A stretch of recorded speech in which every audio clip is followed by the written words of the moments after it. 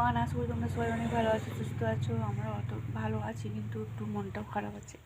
তো কেন কি বিকেল সেটা পরে বলছি। তো চলো, এখন বাজে বিকেল 3:30। এখন থেকে ব্লগটা শুরু করলাম।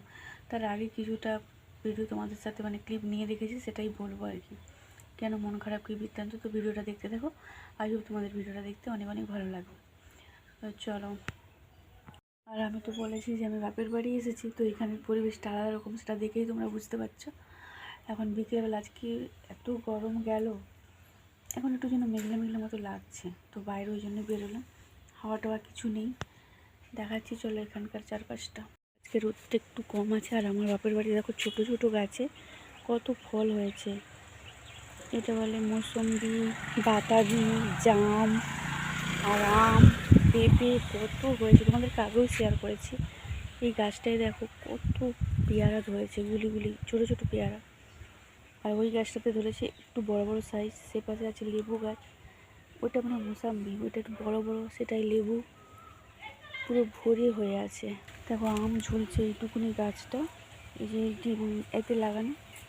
আর এদিকে দেখো লেবু, এপাশেও লেবু গাছ, সেদিকেও আম ঝুলছে। দেখো গাছগুলো কতটা সাইজ, সব কী বলে ডিবাই ডিবাই লাগানো। আর এই যে গাছে পেঁপে হয়েছে, দেখতে পাচ্ছ বন্ধুরা, গাছ ভরে পেঁপে হয়েছে গাছটার সাইজে। এগুলো লাল ধরেছে, একটু একটু লাল, লাল না সরি হলুদ। আম পাকলে তো হলুদ হয়, লাল থরি হয়। আর ওই গাছটায় দেখো কাঁঠাল হয়ে আছে নিচ থেকে পুরো উপর পর্যন্ত।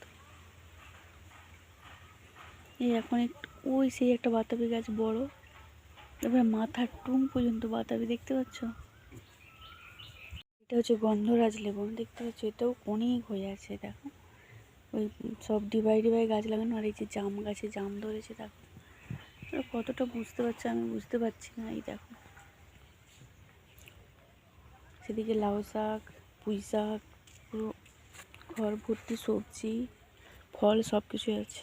ড্রাগন গাছ একটা ফুলও এসেছে অলরেডি। দেখো আসলে ড্রাগন গাছগুলো অনেক বড় ছিল, ওই ঘর হচ্ছে না, ওই দেখো ওইখানে ঘর হচ্ছে, ওইখানটাতে ছিল, সব ট্রান্সফার করে দিয়েছে এইদিকে আর কি।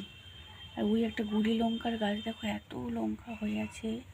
এই যে ওইটায় প্রচুর লঙ্কা হয়ে আছে, তোমরা হয়তো বুঝতে পারছো না। এই দেখো ড্রাগন গাছে অলরেডি ফুলও এসে গেছে। ওই দেখো, চলো এটা তো দেখলাম। আর একটা খারাপ ছিল, সন্ধ্যেবেলা এখানেই এসেছিলাম আমি, আমার বোন আর আমার ছেলে, আমরা দুজন এসেছিলাম। আমরা এসেছি দেখে আমার ছেলেও এসে গেছে এখানে আর কি। তো এই যে এইখানটা গেট, আর কুকুর একটা উঠে বসেছিল কখন জানি না। আমরা এই দিকটায় আছি, ও ছুটে যেয়ে কুকুর পায়ে নখ বসিয়ে দিয়েছে ছেলের পায়ে। তো সেটা নিয়েই ছুটাছুটি। সামনে এখানে হসপিটাল আছে, সামনে না তবু যেতে হবে অনেকটা। সেখানে সকালে গিয়ে ইঞ্জেকশন নিয়ে এলাম। এই হচ্ছে ব্যাপার, এটাই খারাপ। নাহলে আর মোটামুটি সব ভালো, ঠিক আছে। এই আমার বাপের বাড়িতে একটা নতুন ঘর হচ্ছে আর কি। আগে মাটির বাড়ি ছিল, বন্যা হয়েছিল, সেটা ভেঙে পড়ে গেছে, নতুন। এই যে আমরা হসপিটালে পৌঁছে গেছি, এটা সরকারি হসপিটাল। এখানে ইঞ্জেকশন দিতে নিয়ে গেছিলাম, এখানে বসে আছি ডাক্তারের জন্য। তারপরে হয়েও গেল, বেরিয়ে চলে এসেছি। তো এই যে এখানে ইঞ্জেকশন দিতে নিয়ে গেছিলাম ছেলেকে। গাছটা কীরকম আম হয়ে আছে, এইটুকুনি গাছ কত আম, একটা দুটো তিনটে চারটে আম হয়ে আছে, দেখতে পাচ্ছ তোমরা। ওই দেখো ঝুলছে। আর এগুলো হচ্ছে জামরুল গাছ, সবুজ জামরুল হয় এটায়। এই পাখি খেয়ে ফেলছে, বছর কম হয়েছে, অন্য বছর আরও বেশি হয়। এই দুটো গাছ।